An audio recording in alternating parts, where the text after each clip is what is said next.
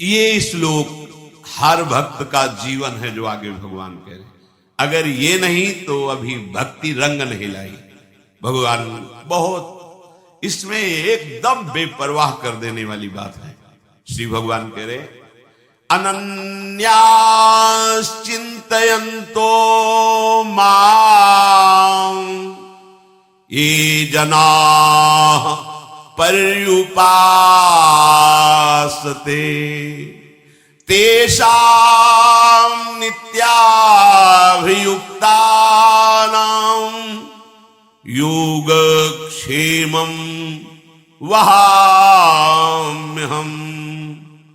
हर वैरागी का जीवन, हर अनुरागी का जीवन ये श्लोक होता है। अगर ये श्लोक नहीं तो तुम्हारे प्रश्नवाचक चिन्ह लग जाएगा भक्ति में, वैराग्य में, अनुराग में। ये श्लोक हर उपासक का जीवन है। भगवान कृपा करके दो मार्ग बताए हैं, एक प्रवृत्ति मार्ग, एक निवृत्ति मार्ग। निवृत्ति मार्ग उपासक का केवल पोषण हरि गुरु से होना चाहिए, केवल हरि गुरु से बस।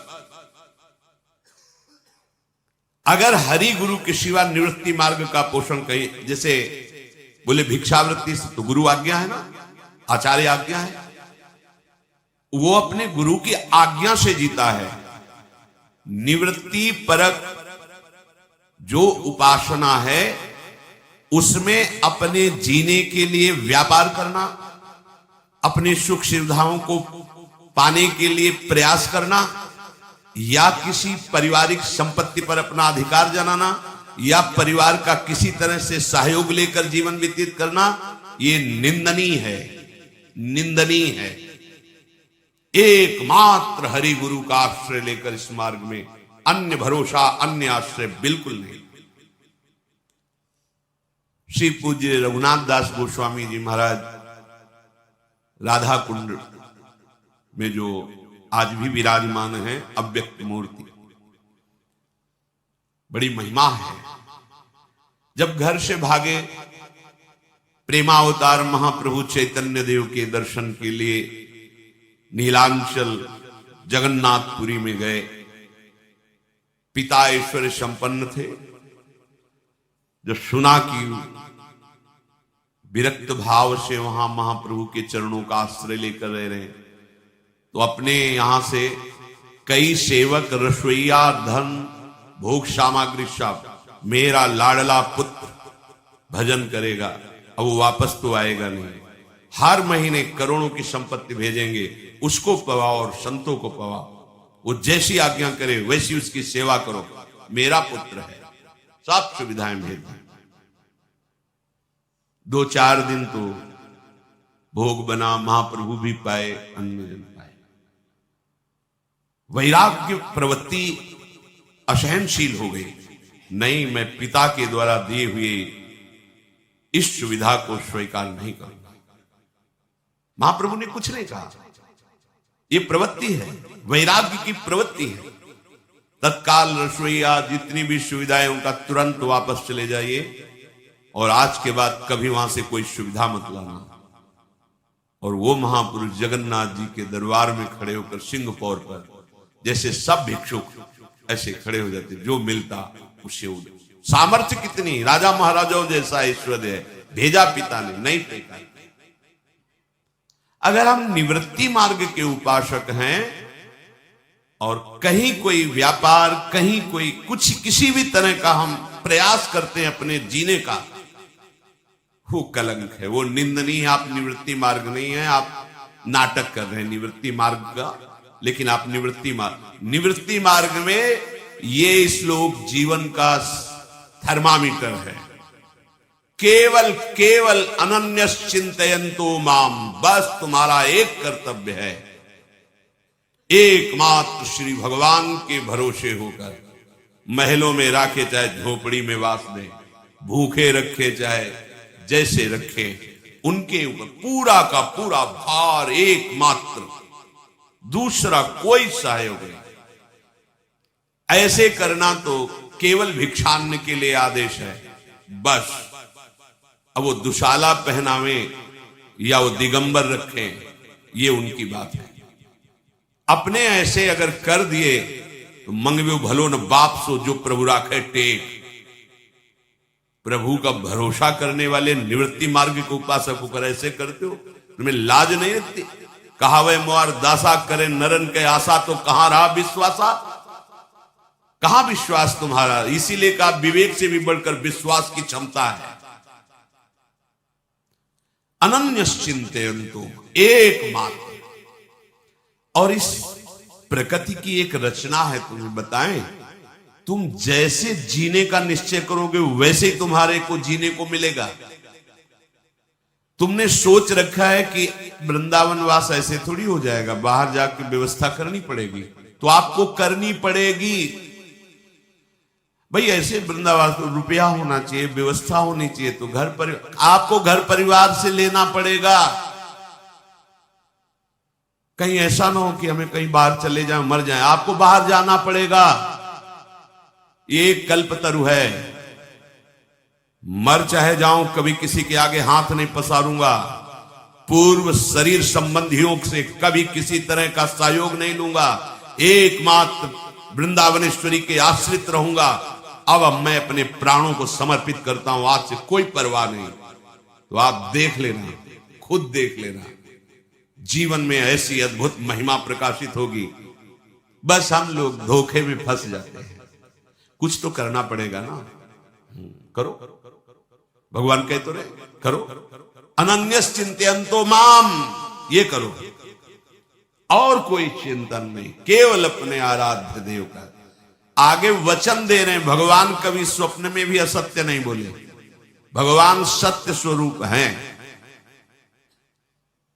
अगर सत्य जीवन में उतारना है तो भगवत वाक्यों को मान करके बेपरवाह होना सीखो। कह रहे योगक्षेमम वहाम्यहम, योग क्षेम का मैं वहन करूंगा। तुम्हारा एक कर्तव्य है, ए जना पर्युपासते, केवल तुम मेरी उपासना में जो लगे हुए हो, उपासना का स्वरूप है मेरा अनन्य चिंतन, अन्य नहीं, अनन्य चिंतन। क्या अनन्य चिंतन करना है? जो गुरु ने तुम्हें दिया है। पक्की बात सुन, कबीर साहब जी बड़े महापुरुष हैं, वो कह रहे हैं गुरुदेव के भेद को जीव जाने नहीं, जीव तो आपनी बुद्धि ठाने। गुरुदेव तो जीव को काढ़ी भव सिंधु से, फेरी ले सुख के सिंधु आने। बंदी की दृष्टि सब फेरी अंतर करें, घट का पाट गुरुदेव खोलें। कहें कबीर नर देख भव सिंधु में, गुरुदेव समान कोई नाही तोले। गुरुदेव भेद को जान गए हैं कि ये जीव क्या है, ये प्रकृति क्या है। वो जो बोले वही तुम मान लेना, क्योंकि तुम अपनी बुद्धि से जो जानोगे केवल प्रकृति को जानोगे।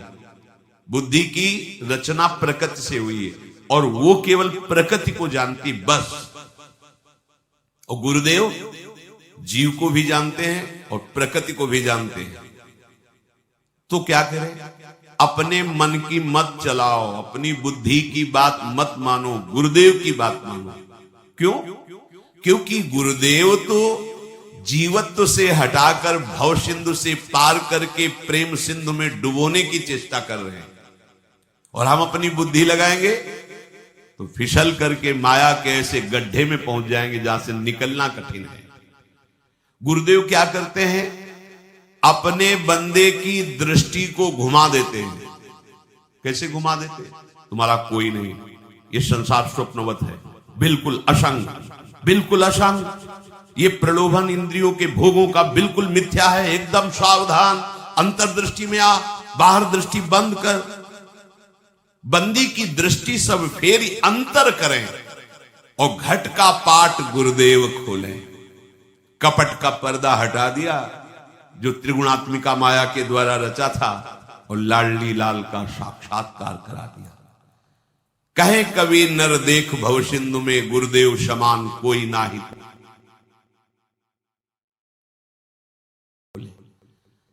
गुरुदेव के समान अगर तराजू रख के देखा जाए तो कोई नहीं है अपना हितैषी, क्योंकि भव सिंधु में डुबोने वाले तो करोड़ों मिलेंगे, लेकिन भव सिंधु से पार करने वाले एकमात्र गुरुदेव है। अब गुरुदेव के पार करने की जो बात है कि गुरुदेव कैसे पार करते हैं, तो गुरुदेव के पास एक अजब जड़ी बूटी है और वो दे देते हैं। उस अजब जड़ी बूटी का खेल ये है कि उसको सूंघते ही माया नागिन मर जाती है। वो जड़ी कबीर साहब के गुरु मोही दीन ही अजब जड़ी, सोई जड़ी मोही प्यारी लगत है, ये अमृत रसन भरी गुरु मोही दीन ही अजब जड़ी। काया नगर अजबी कु बंगला, तामे गुप्त धरी, पांचों नाग 25 नागिन, सूंघत तुरत मरी, गुरु मोही दीन ही अजब जड़ी। या कारे ने सब जग खायो, पर ये सतगुरु देख डरी।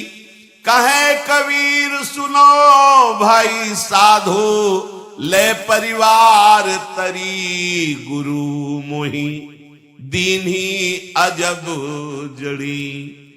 गुरुदेव ने मुझे अद्भुत जड़ी दी। क्या? नाम। नाम गुरुदेव ने जड़ी दी है। नाम, नाम से ही विशुद्ध ज्ञान, विशुद्ध वैराग्य, विशुद्ध भक्ति का जागरण होता है। नाम, नाम सदस्य, केवल नाम, अद्भुत जड़ी। नाम के समान इस त्रिभुवन में कोई ना साधन है और ना कोई साध्य है। आपको हृदय की बात बताएं, पहले नाम लगता साधन है, पहले लगता नाम जप कर हम भगवान को प्राप्त करें, साधन लगता। फिर एक ऐसी स्थिति आती है कि नाम साध्य बन जाता है, साधन शब्द हट जाता है। प्रभु मिले ना मिले, गति बने ना बने, कुछ इसकी परवाह नहीं रहती, पर नाम नहीं छूट सकता। किशोरी जू से भी प्यारा किशोरी जू का राधा नाम लगता है, लालजू से भी प्यारा लालजू का नाम लगता है। मतलब कैसे तुम्हें बताएं, बस हृदय की ऐसी कुछ गति हो जाती है, नहीं चाहिए, कुछ नहीं चाहिए, कुछ नहीं, मतलब कुछ नहीं, बस ये जो नाम चल रहा है ये कभी बंद ना हो, ये सतत चलता रहे।